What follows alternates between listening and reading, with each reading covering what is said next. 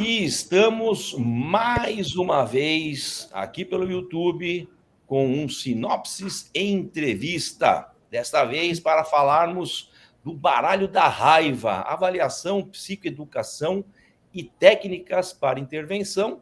E para isso, nada melhor do que contarmos com os três autores da obra, o Bruno e as Anas, né, que vão nos honrar aqui durante uma hora de bate-papo bem informal, né, sobre como esse projeto foi criado, né, e o que quem vai utilizar essa ferramenta vai ter de ganho aí no seu dia a dia clínico. Mas, antes de começarmos, é óbvio que precisamos que você dê o like já nesse vídeo, agora, não se esquece. A primeira coisa é likear, porque vídeo likeado o YouTube entrega mais. Se você já é inscrito no nosso canal, muito obrigado. Então, compartilhe o nosso canal, porque você sabe que o canal é bom e tem conteúdo. E se você não é, dá uma força para nós, né? E se inscreve no nosso canal também e compartilha este link, tá bom?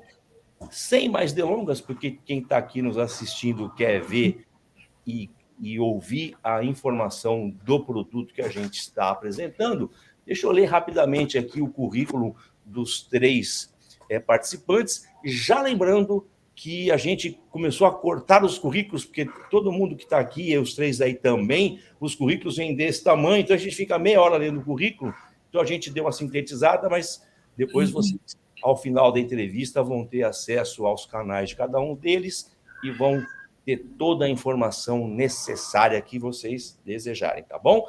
Então vamos dar aqui o nosso oi para o Bruno Luiz Avelino Cardoso, já conhecido aqui das pessoas que acompanham a Sinopses. O Bruno é psicólogo, professor adjunto do Departamento de Psicologia e do Programa de Pós-Graduação em Psicologia, Cognição e Comportamento da UFMG, também conhecida como Universidade Federal de Minas Gerais.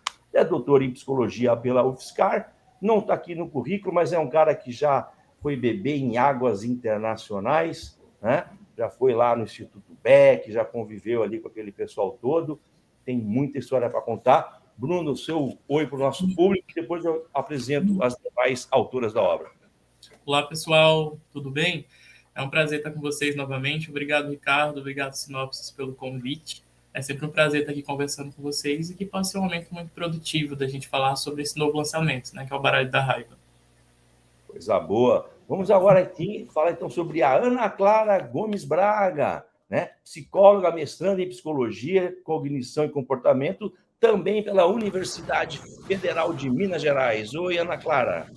Ei, Ricardo, e oi, pessoal que está assistindo a gente. Muito obrigada pelo convite. No meu caso, é a primeira vez que eu estou aqui, então eu estou bem animada e espero que seja uma troca muito legal. Primeira de muitas, que eu tenho certeza que vocês aí em Minas estão sempre inventando algum projeto novo para a gente publicar, né?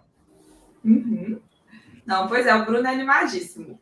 Coisa boa. E aí também agora a Ana Flávia Lima, né? Psicóloga, membro da diretoria da Associação de Terapias Cognitivas de Minas Gerais, também conhecida como ATCMG.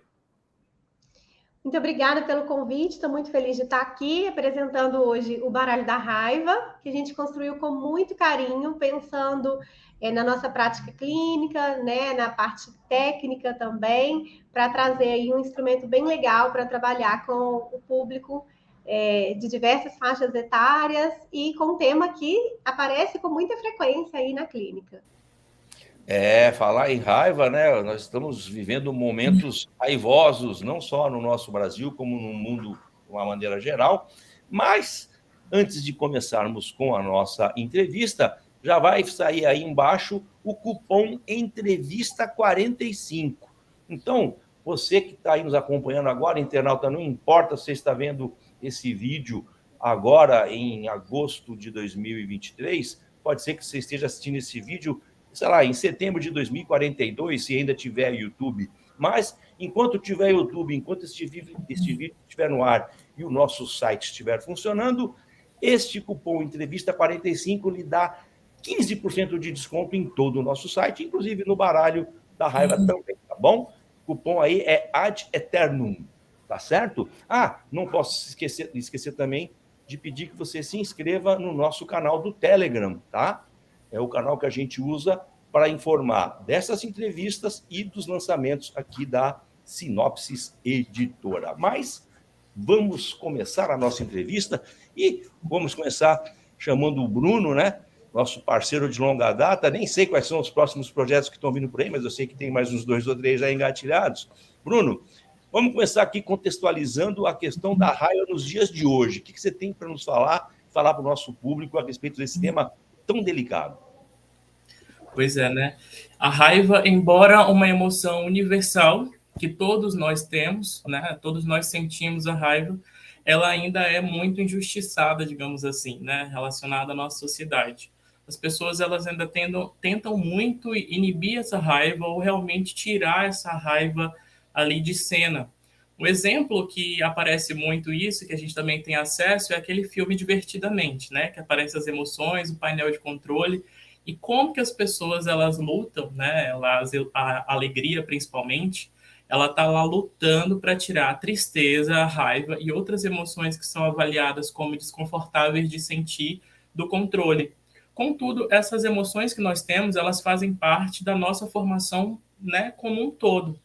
E a raiva, atualmente, embora seja muito ignorada, isso também traz um problema, porque quanto mais eu ignoro e eu evito essa emoção, mais eu posso ter a tendência de me comportar de uma forma inadequada frente a essa emoção. Hoje a gente vê muitas pessoas tendo explosões de raiva, desregulação emocional, né, por não saber como lidar com essa emoção. Pessoas que passando por uma situação desafiadora, elas começam ali a utilizar dessa raiva de uma forma mais explosiva e às vezes violenta e prejudicial nas relações interpessoais. E aí a gente encontra isso em diversos cenários, tanto no dia a dia, onde você pode encontrar isso lá saindo com seus amigos e alguém explode de raiva nessa situação, às vezes no cotidiano, quando você vai estar lá em um restaurante, você não foi atendido na solicitação, ou então você se sentiu injustiçado por alguma coisa, e a gente também tem visto hoje muito na internet, inclusive as chuvas de hates, né, que vão acontecendo aí na internet, onde as pessoas, elas também, mediadas ali, motivadas pela raiva, elas também começam a atacar as outras pessoas e agir de uma forma muito direcionada pela raiva, que traz mais sofrimento. Tudo baseado ali no não saber como manejar uma emoção que faz parte da nossa existência e que às vezes é muito ignorada. Muito bom. Vamos ver se a Ana Clara quer dar uma complementada, Ana Flávia, o que vocês querem dar uma pitadinha aí a respeito do tema? Você quer começar, Ana, e depois eu comento um pouquinho? Bom, a gente vê muitas pessoas até dizendo dessas explosões de raiva, do quanto isso deveria ser contido quando a gente fala também em adultos, falando de adolescentes ou de crianças, né? Como se esse comportamento expresso fosse um problema exclusivo. Mas a gente sabe que essa raiva que é para dentro também, essa raiva que as pessoas não demonstram, ela pode trazer muitos prejuízos. E aquela raiva velada, né? Como o Bruno falou, ali o hate social, né? A pessoa está ali por detrás das câmeras, então, de certa maneira, ela se sente protegida. A facilidade hoje em bloquear alguém, isso também é uma expressão inadequada da raiva, de outras emoções que a pessoa não consegue comunicar de maneira assertiva e traz problemas no dia a dia para todo mundo, tanto para quem sente quanto para as pessoas que convivem ali. Então, hoje eu vejo que muitas pessoas estão reativas.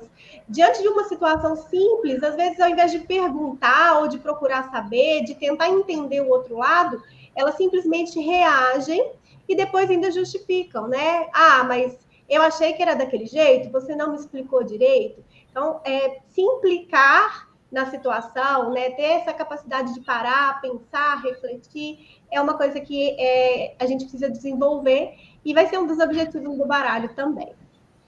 Eu acho que tudo isso que a Ana e o Bruno falaram já traz muito contexto de uma forma bem legal.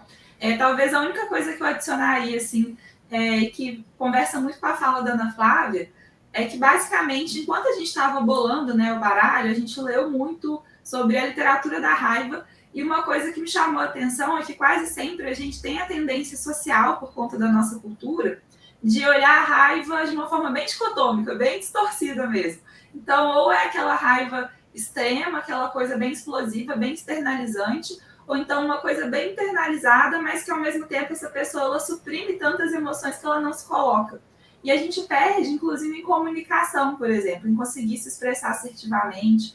Então, acaba que a gente vê esses fenômenos aí, né? Tipo, o hate ou situações de linchamento. E, por outro lado, também a gente vê situações de pessoas estando em posições de submissão e de muito sofrimento com isso. É até algo que a gente viu bastante enquanto nós preparávamos o baralho, assim, é o quanto que isso também até é atravessado, por exemplo, por papéis de gênero, com homens tendo mais comportamentos externalizantes, mulheres mais comportamentos internalizantes. E a gente tentou pegar um pouquinho disso tudo também na hora de criar o baralho, para que ele fosse verdadeiro com o mundo que a gente vive.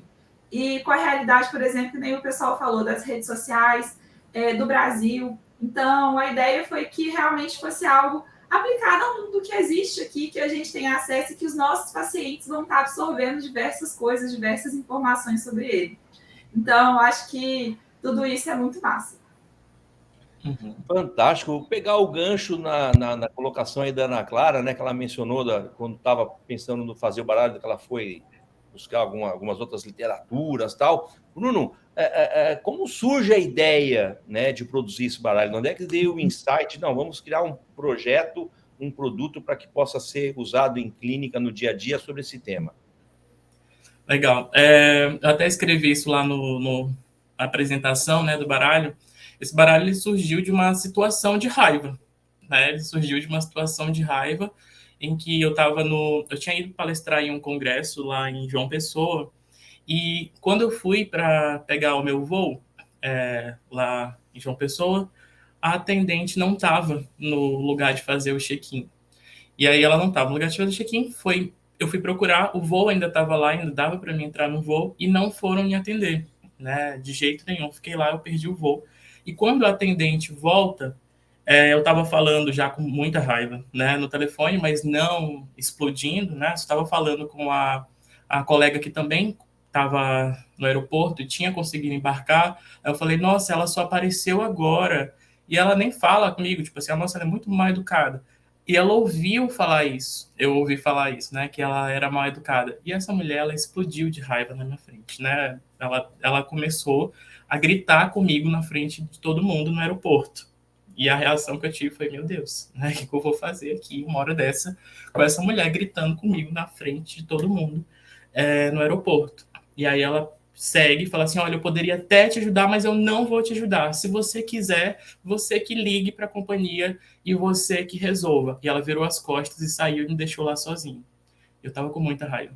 Aí eu liguei para a representante, né, organizadora do congresso, eu falei assim, nossa, não consegui embarcar, né, tô aqui preso, sem poder viajar, ela não resolve uma situação, aí foram me buscar, né, aí tentaram lá me regular emocionalmente, aí depois falaram brincando assim, nossa, Bruno, já dá aí para criar um novo baralho, né, da raiva. Aí eu falei, olha, gente, é uma boa ideia, pode ser, né, interessante, uma boa ideia.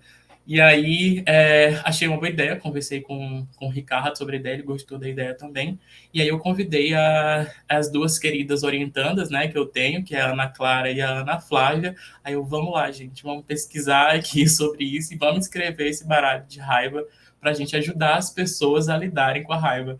Mas foi uma situação bem chata, principalmente por eu entender que eu estava sendo injustiçado e o quão humilhado eu fui numa situação que não era para ser. Tipo assim, eu estava no meio de todo mundo no aeroporto, a mulher gritando comigo. Então, eu fiquei sem uma reação ali, imediata. Eu tentei me regular, né, utilizar de estratégias ali para mim ficar centrado e não posso aqui agir na mesma intensidade que elas, senão daqui a pouco a gente vai parar lá no jornal, né, na televisão, nos noticiários, psicólogo surta no aeroporto.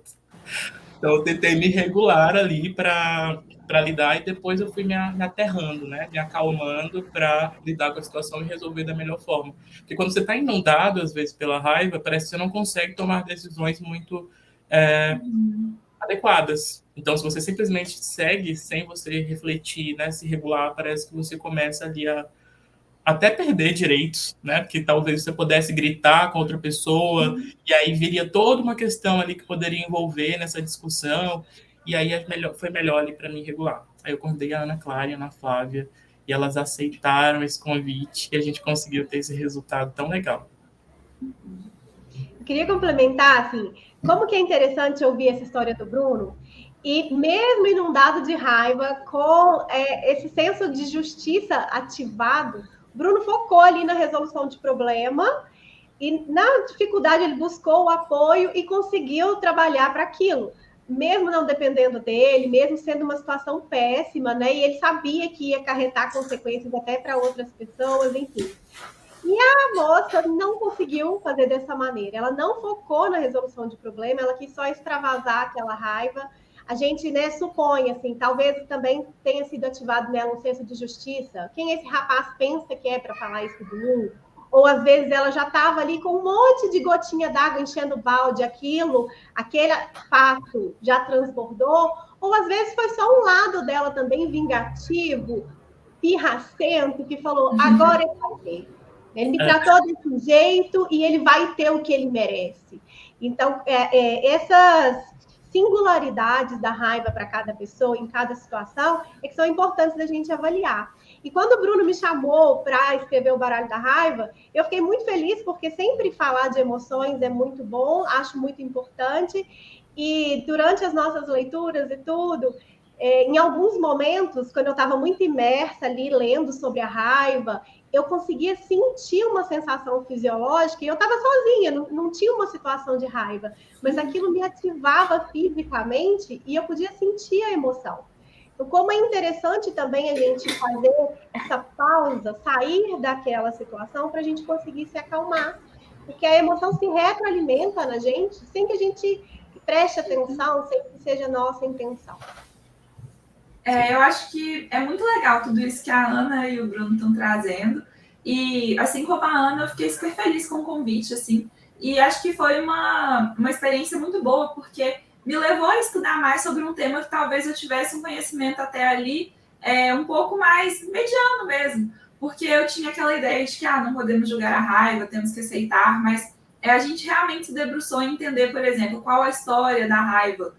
Então, como as pessoas foram vendo ao longo das culturas, assim, o que é a raiva, como que a gente pode, em diferentes visões, né, das terapias cognitivo-comportamentais, entender e conceitualizar essa raiva.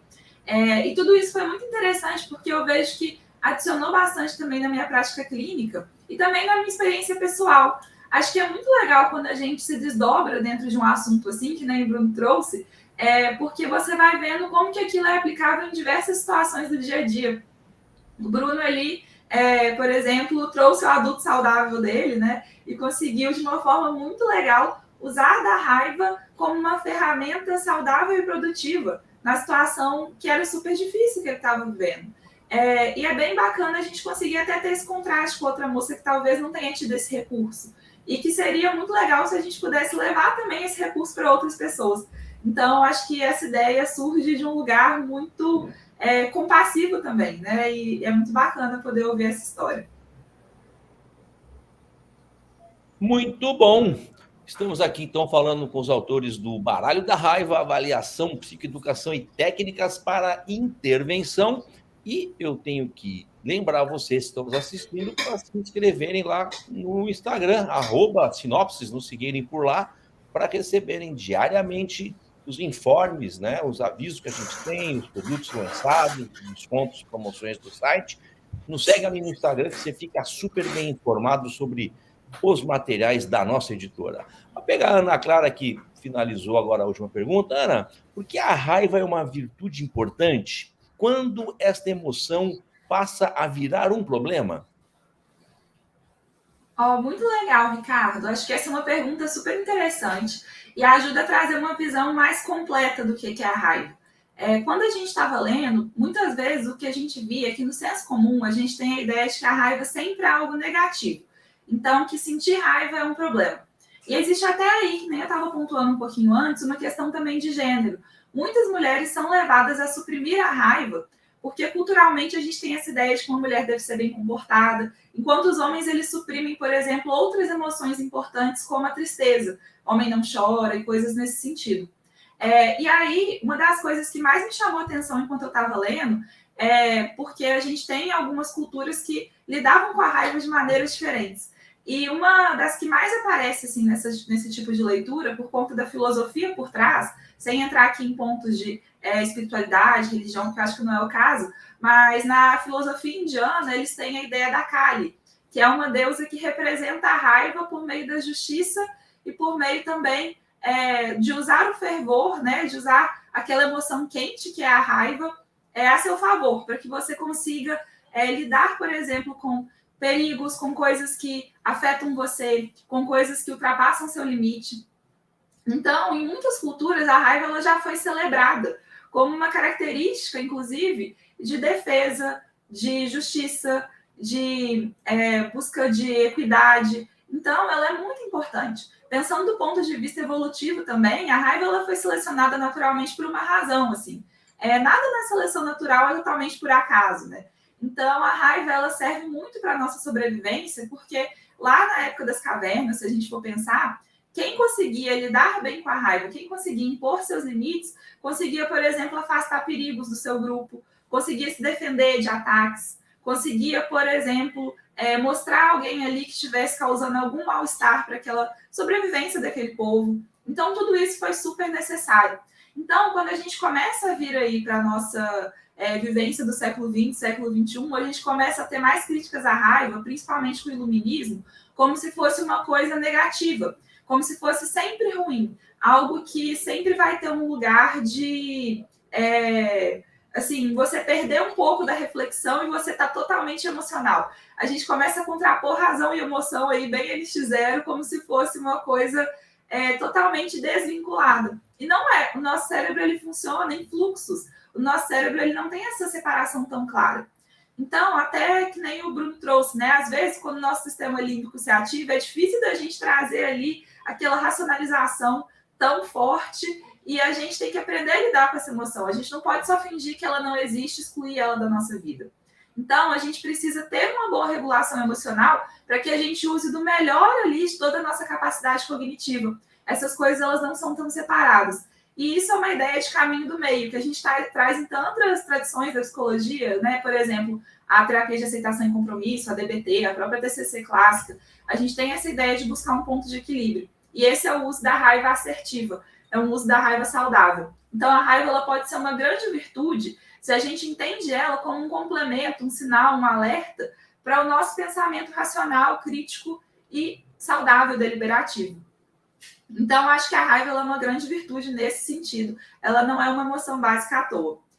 Acho que talvez em relação a quando começa a virar um problema, é quando a gente ultrapassa um certo limite e essa raiva ela começa a aparecer em comportamentos. É diferente de você sentir essa raiva. Você começa a se comportar de forma explosiva, de forma agressiva. Você começa, de certa forma, machucar as pessoas ao seu redor. E isso vai te causando mais isolamento social, uma culpa muito intensa, vergonha e várias outras emoções desagradáveis que vão fazendo você entrar num ciclo ali de desregulação. E isso vai mexer com seus pensamentos, por exemplo, também. Vai deixar você com uma autocrítica muito forte, você com uma visão de si muito negativa, um autoconceito bem bagunçado. E aí já começa a ser um problema.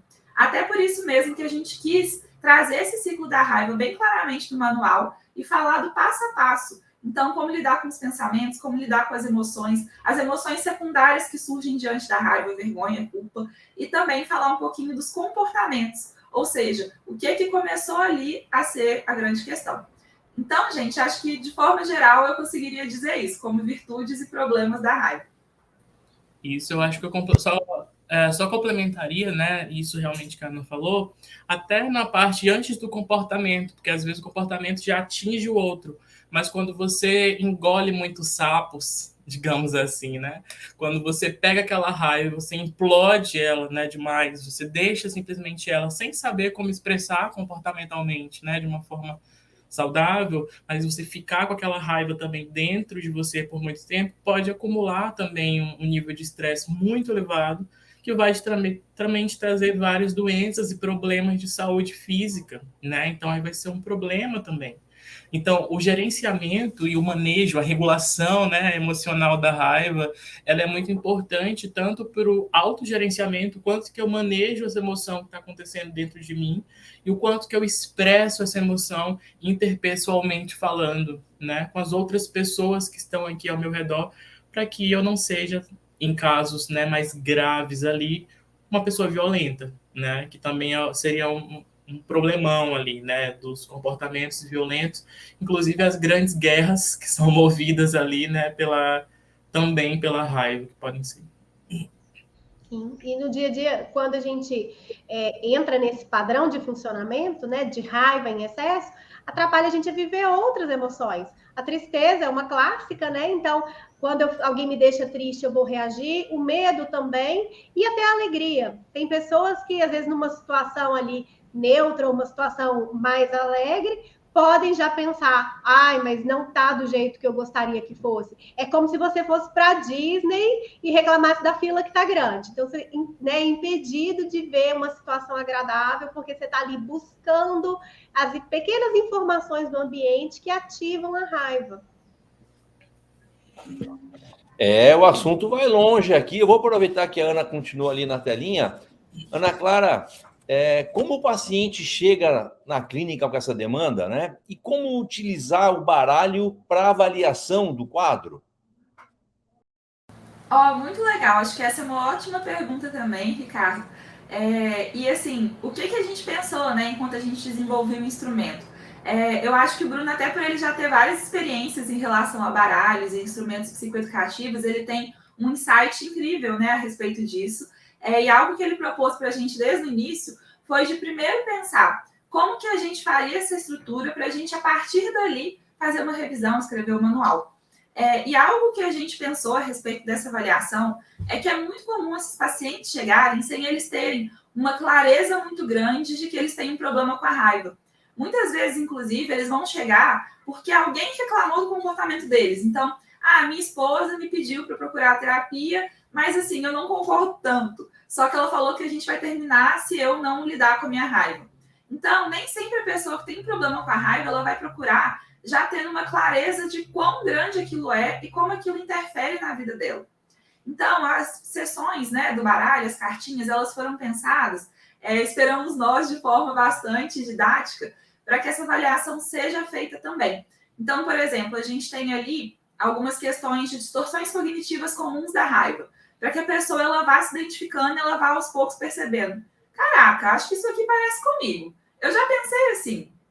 Não é estranho esse pensamento aqui. Então, ela começa a sentir uma identificação. Depois, por exemplo, a gente vai falando das emoções e como que a gente pode enxergar cada uma delas, entender o significado delas. E talvez essa pessoa ela já vá matutando um pouco das diferentes formas que a raiva aparece e quais que são saudáveis, quais que não são. Por exemplo, talvez quando eu tenho uma irritação, eu consigo lidar ali, dar uma respirada e passa. Mas quando eu estou num momento de ira, depois de não ter expressado essa irritação adequadamente, aquilo me faz, por exemplo, quebrar um objeto importante para mim e isso me traz muito sofrimento. Então, a gente tentou também fazer essa pegada para o paciente ele identificando. E se o psicólogo ele conseguir usar o baralho de forma atenta, né? E a gente tentou deixar as instruções bem detalhadas no manual, ele até ficou um pouco grande por causa disso. Eu acredito que vai ser bem interessante, bem possível de fazer uma avaliação bastante atenta e que integre questões de sensações físicas, questões de pensamentos, comportamentos, emoções. Então, a ideia é que seja bem lúdico e bem amplo e que também não seja aversivo para o paciente. A gente tentou também fazer uma certa gamificação ali no uso das cartas e também no uso dos apêndices, né, que a gente colocou extras, para que justamente não fosse algo que causasse muito estresse para a pessoa estar ali em contato com essa emoção, com características dela que talvez sejam desagradáveis. E que talvez se o psicólogo ele só pontuasse assim, você tem um problema com a raiva, não seria tão efetivo e tão capaz de mudança. A gente tem, né, a parte teórica, a parte conceitual, só que cada vez mais as terapias cognitivas focam que cada pessoa merece um tratamento individualizado. Então, o baralho, ele proporciona isso. A gente vai ajustar ali a base teórica dentro daquilo que é idiosincrático, que é próprio de cada pessoa. Então, o grande objetivo é esse, a gente utilizar as cartinhas de uma maneira que a terapia fique mais agradável, mais acessível, mais atrativa, para que a gente consiga fazer a psicoeducação e as técnicas de intervenção também. Isso, inclusive, no baralho vocês vão encontrar, né? Tem várias técnicas que vocês podem aplicar, né? Tanto como para o próprio terapeuta ele aprender a técnica e aplicar, quanto às vezes o próprio paciente, ao ler a cartinha, ele pode tentar aplicar com ele mesmo. A ideia que a gente teve no baralho é tornar ele super acessível, né, para as pessoas, para os nossos pacientes, entendendo as nuances da raiva. Então, tem algumas cartinhas que você consegue marcar a intensidade, né, dessa emoção, fala qual é o significado de cada uma delas, qual a reação fisiológica que você sente, né? Então, tem emoção, pensamento, distorção cognitiva, tem tudo, né, que a gente pensou em fazer algo bem completo, para que o terapeuta consiga utilizar e os pacientes também consigam trabalhar a raiva de uma forma bem lúdica, né? Bem criativa. E assim vamos evoluindo falando desse assunto tão atual, né? Que é a raiva. As pessoas andam raivosas demais. Mas aí você está do outro lado da telinha nos assistindo e dizendo assim, é óbvio, né? Que está aí o sócio da editora e os autores da obra falando muito bem dela, tudo maravilhoso. Tá na dúvida, ó, tem um QR Code ali para você comprar, né, o baralho. Não precisa comprar, não. Clica ali, dá o teu celular ali no QR Code, entra na página do livro, do baralho, antes de comprar, baixa lá o primeiro capítulo para você conhecer o material, que nada melhor do que você poder fazer uma análise do produto antes de adquirir o mesmo, tá certo? E assim como esse baralho, todos os nossos livros você tem a oportunidade de baixar o conteúdo inicial da obra. Então você vai ver todo aquele currículo dos autores, o sumário, a apresentação do projeto e o primeiro capítulo incluso, tá certo? Vamos aqui agora pegar a Ana Flávia. Ana Flávia, me diz uma coisa. Qual o papel das distorções cognitivas e crenças na forma como lidamos com a raiva? E como utilizar o baralho para fazer uma identificação? Ótimo. Bom, nós já sabemos, né, que as emoções e os comportamentos são diretamente influenciados pelas nossas cognições. E aí a gente inclui pensamentos automáticos, as crenças intermediárias, as crenças centrais. Então, o que a gente acredita sobre a gente mesmo, sobre as outras pessoas, a maneira como a gente enxerga o mundo, os nossos valores, aquilo que é importante para a gente, que vai ativar esse senso de justiça e vai nos levar a lutar por aquilo que a gente acredita, que a gente acha que é importante. Então, são essas crenças que estão relacionadas às emoções e, inclusive, à raiva. As distorções cognitivas são aqueles erros de interpretação. É a gente avaliar uma situação de uma maneira incompleta, não conseguir enxergar direito aquela situação, partindo dessas crenças que nós temos. Então, numa distorção cognitiva de personalização, por exemplo, se eu penso, nossa, hoje o trânsito está ruim só porque eu estou atrasado. Claro que isso vai desencadear uma raiva. Se a pessoa acha que aquilo está acontecendo para prejudicá-la, aquilo vai desencadear uma emoção e uma reação. Então, é dessa maneira que as distorções cognitivas e as crenças vão influenciar tanto nessa emoção, nessa desregulação emocional, quanto com o que a gente faz a partir do que a gente sente. Tem crenças também relacionadas ao que eu devo fazer quando eu estou sentindo uma emoção. Tem pessoas que talvez sejam mais intolerantes a um desconforto, pessoas que acham que precisam se livrar daquilo rápido, e assim elas vão reagindo. No baralho, nós temos ali as principais distorções cognitivas, exemplos de como essas distorções podem aparecer, e também crenças que são comuns a pessoas que sentem raiva, crenças que são comuns no desencadeamento dessa emoção. Então, tudo estão lá nas cartinhas, está no manual, as pessoas vão poder fazer essa avaliação, o terapeuta vai poder ajudar o paciente a identificar e a construir ali a conceitualização cognitiva de acordo com o que é trazido por aquela pessoa. Vocês querem dar uma complementada, Ana Clara, Bruno? A Ana falou bem, ela falou bem, mas acho que a gente da TCC percebe que existe um papel mediacional, né, nas nossas emoções, embora todos eles se interrelacionem, emoções, comportamentos e tudo isso, né, e pensamentos, mas as distorções cognitivas, elas acabam que podem até aumentar determinada situação, né, e fazer com que aquela raiva, ela se potencialize, né, então, as distorções cognitivas, e ver, inclusive, injustiça, às vezes, onde não tinha injustiça, né, então, a partir das distorções cognitivas, elas vão ter realmente um papel muito importante. E quando a gente escreve no baralho, cria cartinhas de distorções cognitivas, isso ajuda, inclusive, a ajudar o paciente a identificar essas distorções, né? Que às vezes ele nem sabe o que faz. E é tão comum, as distorções cognitivas todos nós fazemos em algum momento da vida, né? E a gente pega no baralho justamente para ajudar esses pacientes a identificar esses tipos de pensamentos, de cognições, né?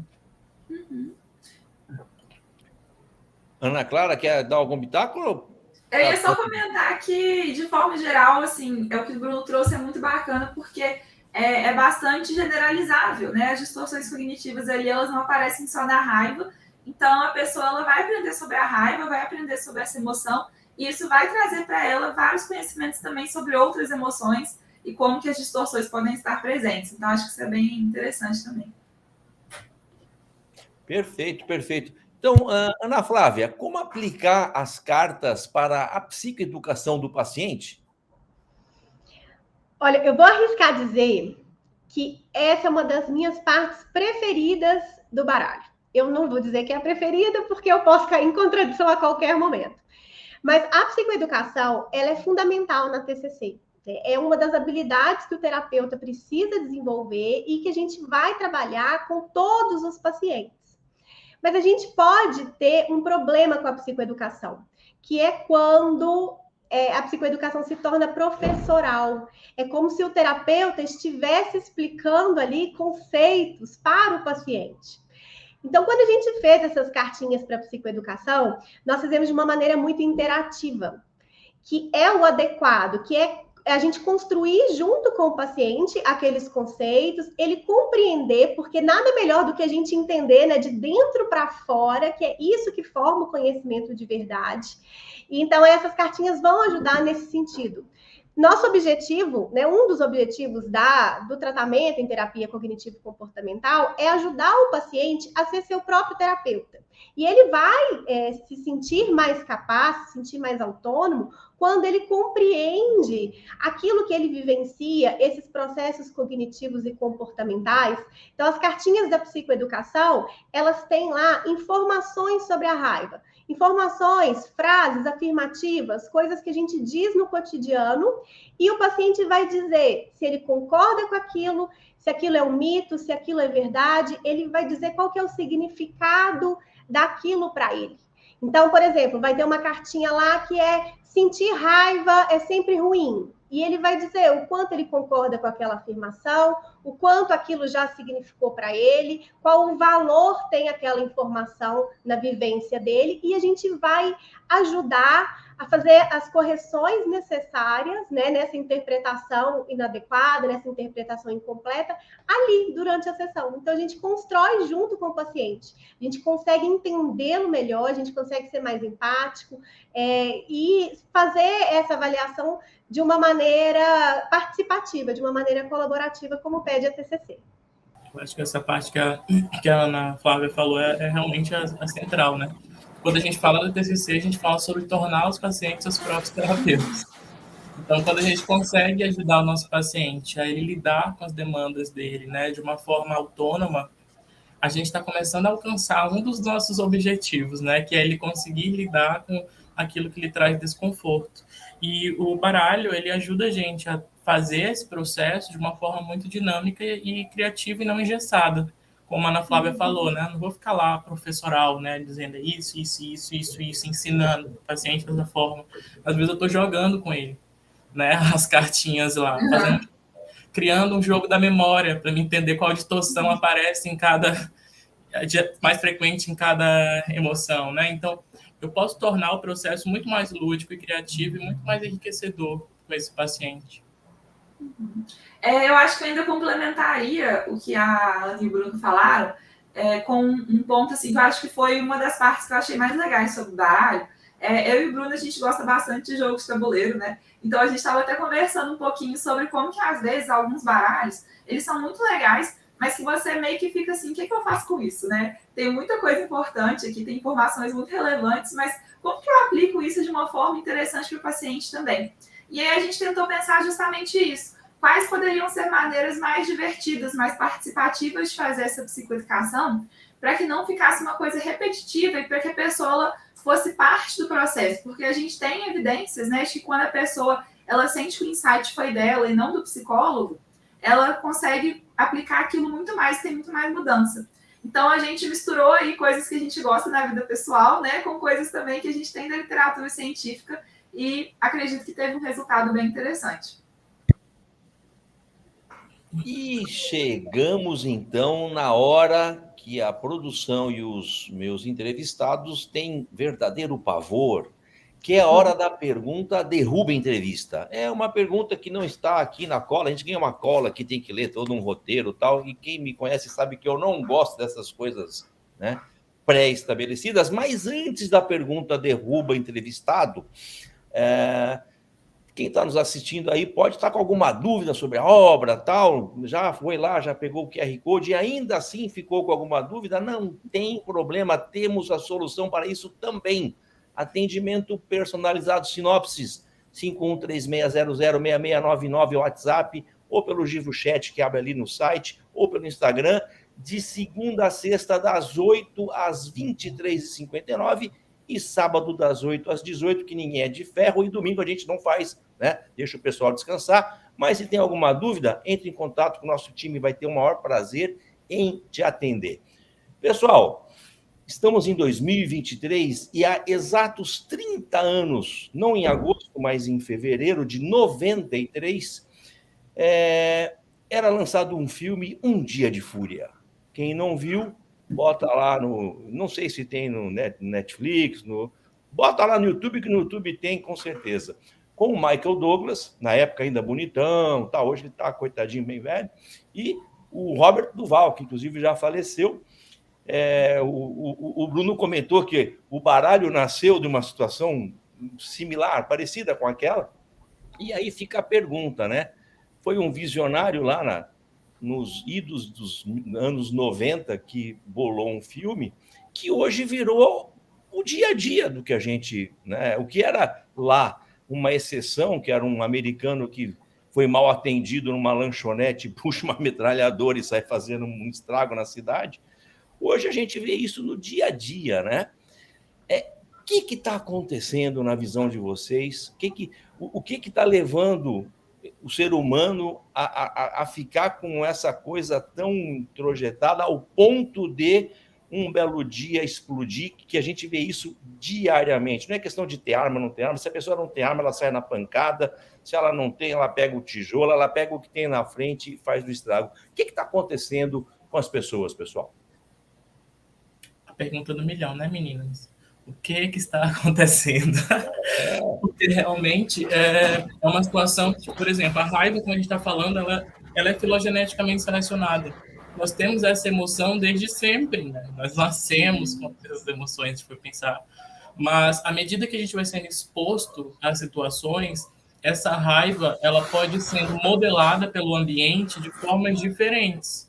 Uma pessoa pode aprender que ela só consegue aquilo que ela quer, ou se ela só consegue realmente ter a sensação de justiça quando ela explode, por exemplo, né? E ela agride outra pessoa. Ou então que ela só consegue ter o que ela pede quando ela grita, quando ela bate, quando ela puxa o cabelo do coleguinha, né? Quando ela morde, e aí ela consegue ter o brinquedo da outra criança. Então, como esse comportamento vai sendo incentivado desde pequenos, reforçado, vai mantendo também padrões de raiva, né, de expressões inadequadas da raiva ao longo do tempo. Mas quando a gente fala especificamente de hoje em dia, o quantas pessoas elas estão utilizando de estratégias disfuncionais, desadequadas da raiva, né, como, por exemplo, algumas pessoas que vão fazer isso que o Ricardo está falando, né, de explodir lugares, bater em outras pessoas, A gente só mostra essa desregulação realmente da raiva. E às vezes a motivação que a gente vai entender quando vai ouvir, né, os relatos que são criminosos, que acabam de ser um crime, dessas pessoas, as pessoas falam assim, fizeram um bullying comigo, em alguns casos, né? Fizeram um bullying comigo.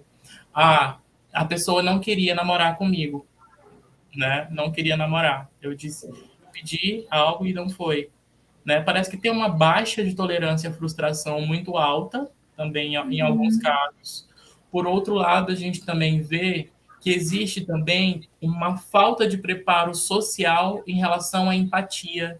O quanto que as pessoas não conseguem ser empáticas umas com as outras ao ponto de fazer bullying com outra pessoa.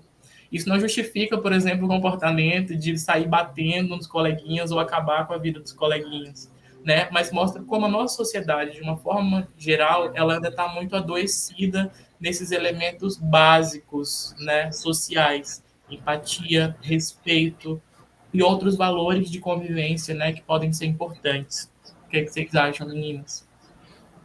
Eu acho que, assim, é bem interessante isso tudo que vocês estão trazendo. E até eu achei curioso quando você comentou da data, né, do filme, porque eu lembro que o livro do Prisoners of Hate, do Beck, ele é mais ou menos da mesma época, né? Então talvez começou ali uma discussão um pouco mais aprofundada sobre a raiva. E o Beck, nesse livro, ele traz um pouquinho também sobre como que a raiva ela pode ter aspectos macroculturais. Porque às vezes a gente foca um pouco nesse aspecto mais micro, que é super importante, né? O Bruno trouxe aí algumas ponderações incríveis. Mas a gente também tem alguns aspectos que dizem, por exemplo, por que surgem grupos de ódio, por que surgem, por exemplo, comunidades que incentivam, né, massacres e coisas do tipo. E a raiva também, ela pode ser um fenômeno que ela vai além só da emoção. E aí a gente começa a ter também esses movimentos culturais que nem sempre são saudáveis, né, para o nosso mundo como um todo. Eu acredito que até a data aí dos anos 90 foi quando começou a ter essas discussões um pouco mais acaloradas sobre, por exemplo, situações de terrorismo e afins. Então, acho que foi um assunto que estava muito em alta na mídia. E agora, talvez, essa raiva cultural ela apareça de outras formas, né? Que nem, por exemplo, hate na internet, coisas do tipo. Mas é interessante ver como que esses fenômenos eles ultrapassam a esfera só do pessoal. E como que é importante, né, quando a gente vai fazer uma prática baseada em evidências na nossa clínica, a gente entender também que esse aspecto cultural e social ele é uma das pontas do tripé. E que a gente precisa estar versado no mundo ao nosso redor. Então, acho que o filme, por exemplo, ele é uma ótima maneira da gente entender coisas que marcaram um tempo.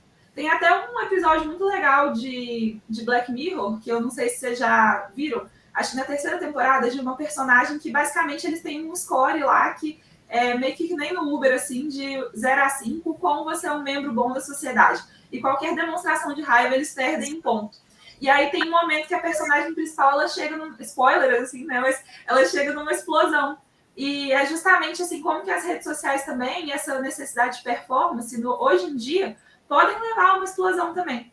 E algo muito importante, assim, ninguém nunca vai, talvez, né, ter um acesso de raiva totalmente do nada, a pessoa era totalmente equilibrada e saiu batendo em todo mundo depois de ir numa lanchonete ou então depois de receber um hate no Instagram. Geralmente existe ali toda uma história dessa pessoa, uma história de vida, uma história também até do ponto de vista cognitivo ali, de como os esquemas, crenças e modos foram se formando, que vão conseguir explicar por que nesse momento aquilo foi o estopim. Que nem a Ana falou, né? Por que o baldinho extravasou justo naquele momento? Tinha muita coisa antes dentro, né?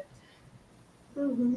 Então, assim, complementando tudo isso, porque não é um motivo só, né, que leva a isso, mas a gente até tem um ditado, a melhor defesa é o ataque. Então, socialmente, às vezes, isso é incentivado, as pessoas muitas vezes não querem ser passadas para trás, elas acham que elas precisam tomar conta ali dos direitos delas, e elas reagem dessa maneira.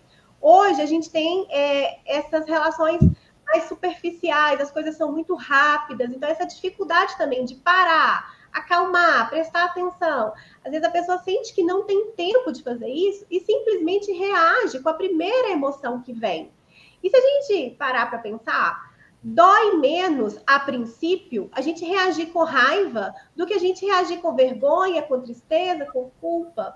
Então, por isso, né, naquele momento, ser melhor para a pessoa agir daquela maneira, isso também pode incentivar essas explosões de raiva. E depois, é até esperado, né, que se sinta culpa, se sinta vergonha daquilo que foi feito.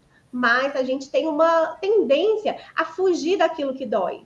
Então, né, que não é raiva, mas vamos pensar. Eu tenho medo de elevador. Então, para eu não lidar com o meu medo, eu vou de escada. Mas o medo continua ali. Então, para eu não sentir que alguém me machucou, eu vou lá e machuco de volta. É uma das coisas que a gente tem hoje, né? Que é essa falta também de preparo e de disposição para lidar com essas emoções. Aí, trazendo esses aspectos socioculturais, né? Inclusive aquilo que a Ana falou de gênero anteriormente, né? Que envolve como que esses estereótipos de gênero também são construídos e como que a socialização, principalmente de homens, ela tolera mais a raiva do que a outras emoções. Por exemplo, os homens podem facilmente sentir raiva.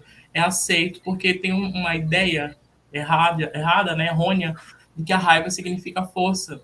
Agora, se esse homem demonstra tristeza, não, é fraqueza, é vulnerabilidade. Então, o que há na expressão da raiva, das emoções, que às vezes são vulnerabilidade por meio disfarçado de raiva, é muita coisa. Né? E se a gente perceber esses dados ainda de como que acontecem, né, tanto ações mais abruptas de autoextermínio, quanto mesmo de comportamentos violentos, me parece que aparece muito mais essas ações mobilizadas por homens do que por mulheres. Não que as mulheres não possam ter essas ações, mas parece mais que às vezes os homens utilizam essas estratégias mais efetivamente.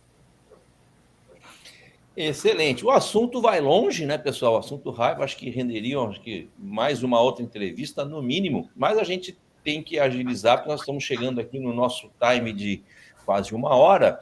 Mas antes de encaminhar uma última pergunta, vocês sabiam que estudante na Sinopsis paga meia, Ana Flávia, Ana Clara e Bruno? Sabia, não? Estudante de psico aqui é 50%. A gente botou aquele cupom ali de 15%, né? O entrevista 45% é 15%.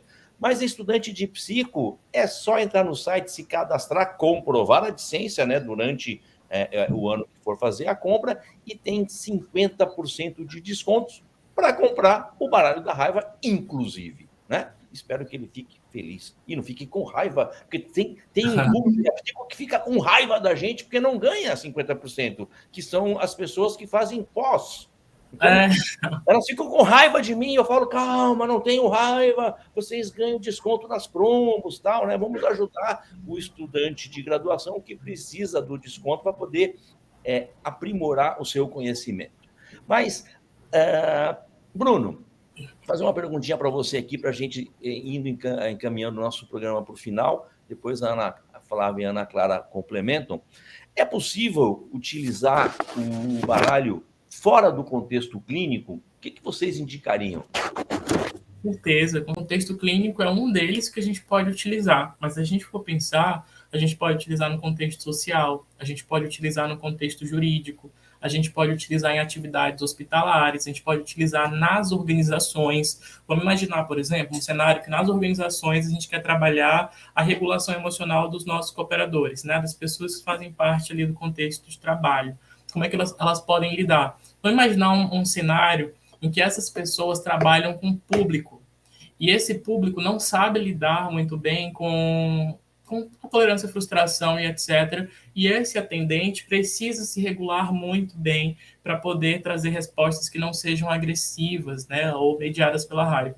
A gente pode fazer também essa aplicação nesse contexto, né, desse baralho, para eles entenderem como eles podem entender essa emoção e também utilizar de formas mais saudáveis de expressar. A gente pode fazer isso em contextos jurídicos, né, de pessoas que estão ali em regime semiaberto, então pessoas que estão em medidas socioeducativas e elas precisam saber como manejar a raiva nesse caso. A gente pode fazer isso em programas hospitalares, né, em outros casos, né, de pessoas que podem estar ali com alguns problemas fisiológicos também, derivado a outras questões e que também tem uma raiva ali como questão. Então, as possibilidades na escola, que eu esqueci de falar, né, que é um dos ambientes principais também para a gente fazer o ensino das emoções no ambiente escolar, né, com as próprias crianças, adolescentes, né, principalmente adolescentes. Ou seja, tem uma infinidade de possibilidades de utilização do baralho em diversos contextos, não só na clínica, mas em vários. Vocês querem complementar, Ana Flávia, Ana Clara? O que vocês... Eu acho que eu só comentaria que uma das coisas que também é interessante e a gente incentiva é até o uso da criatividade, porque, nem disse o Bruno, dá para a gente usar em vários contextos, escolas, instituições, várias coisas, e não necessariamente a gente precisa usar as cartinhas do jeito que a gente imaginou a princípio, né? Às vezes a pessoa pode colocar aquele conteúdo, por exemplo, no projetor e discutir numa sala de aula. Então, para você levar para mais pessoas, tem várias maneiras de fazer isso. E a gente, inclusive, vai achar muito legal quem for levar para outros contextos, trazer para a gente sobre esse feedback, como que usou, até para que a gente também utilize nas nossas práticas. Eu ia fazer um comentário só rapidão, da pergunta anterior, porque o Bruno, né, tem pela sinopse mesmo um livro sobre TCC e cinema. Então, acho que 2 livros até, né? Então, acho que já é uma dica aí para quem gosta desse tema que a gente discutiu, que também ele tem uma produção muito massa nesse sentido. Mas sobre a pergunta de agora, acho que isso é o que eu complementaria. E o próprio terapeuta utilizar também, porque nós sentimos raiva. E às vezes a gente tem uma frustração, uma irritação com o próprio paciente. Então, utilizar as técnicas aí para si, porque aplicando na gente, a gente aplica com o outro, né, com maior facilidade. A autoterapia é super importante, realmente. Uhum.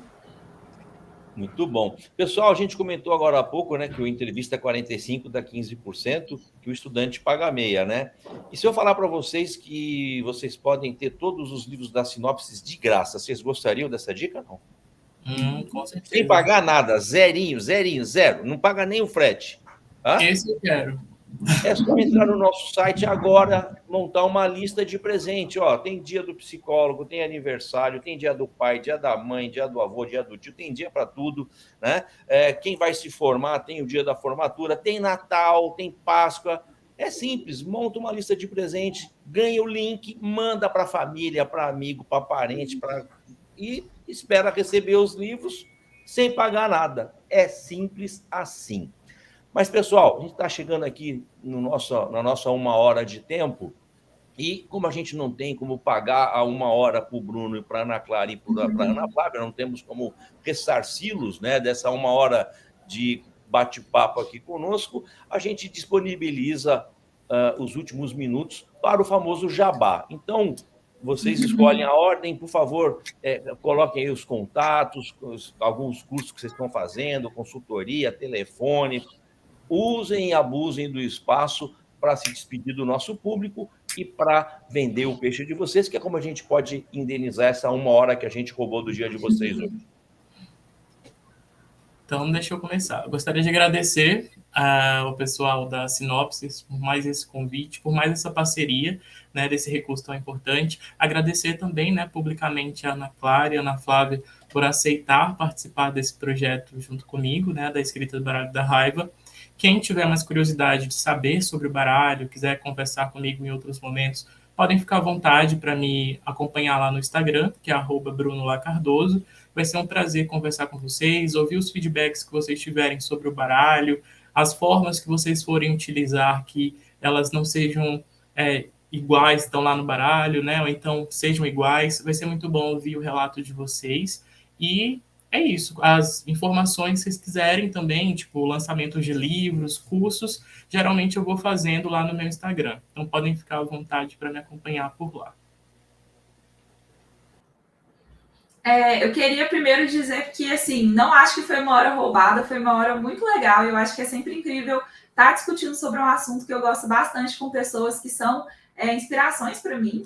E eu queria agradecer primeiro ao Bruno pelo convite, porque realmente, assim, foi minha primeira experiência, de fato, escrevendo um livro, e eu me senti super honrada de estar participando aqui com ele, né? Eu fiquei brincando que eu me senti quase uma artista, assim, fazendo uma entrevista. Também queria agradecer a Sinopses pela confiança na gente, no nosso trabalho. E comentando, então, rapidamente das minhas redes sociais, eu tenho uma página, né, que é o @Serão, que ela é a página da minha clínica, com outras meninas aqui de BH, que no geral também são mestrandas, também estão ligadas à pesquisa. E a gente, além de fazer os atendimentos, também realiza ali um trabalho de psicoeducação por meio de ilustrações, por meio de quadrinhos e coisas do tipo, trazendo temas importantes da psicologia de uma forma acessível. Então, fica aí a sugestão para quem gosta desse tipo de comunicação mais fácil e conectada, para que siga a gente e também para trocar ideias, que nem o Bruno falou, dar feedbacks, porque acho que isso é super importante para o nosso crescimento aí como autores, principalmente eu que estou de primeira viagem. Então é isso, gente. Muito obrigada. Agradeço, né, a oportunidade de estar aqui, agradeço o Bruno, Ana Clara, Ricardo, né, Sinopsis, porque temos muitos materiais para psicologia e cada vez a gente vai precisar de mais materiais, né, novos desafios, as pesquisas vão avançando, então, muito legal ter participado aqui da produção do Baralho. Tá aqui minha rede social, meu Instagram. Então, quem puder seguir, acompanhar, né? Eu trabalho com terapia cognitivo-comportamental, terapia de esquema, sou psicoterapeuta e também sou supervisora e professora de alguns cursos. E tá aí, então, para quem puder seguir e acompanhar. Se quiser trocar alguma ideia, me passar um feedback sobre o baralho, como que está sendo utilizado, vai depender muito também do estilo do paciente, do estilo terapêutico. Eu vou gostar muito de receber as mensagens de vocês. Excelente. E assim vamos encerrando mais um Sinopsis Entrevista. Se você ficou com a gente até agora, eu espero que já tenha dado like. Não dá dislike não, porque eu tenho certeza que você adorou esse nosso bate-papo. Se inscreve no canal e o mais importante, compartilha esse link com os seus colegas da área da psicologia. Aqui, agradecendo a Ana Flávia, a Ana Clara e o Bruno, vamos deixando o nosso abraço e fazendo um convite para o próximo Sinopsis Entrevista, que logo, logo você vai estar recebendo a notificação pelo Telegram ou pelo Instagram, desde que você nos siga, é claro, tá bom? Então, um beijo, um abraço grande e até o próximo Sinopsis Entrevista. Tchau, tchau.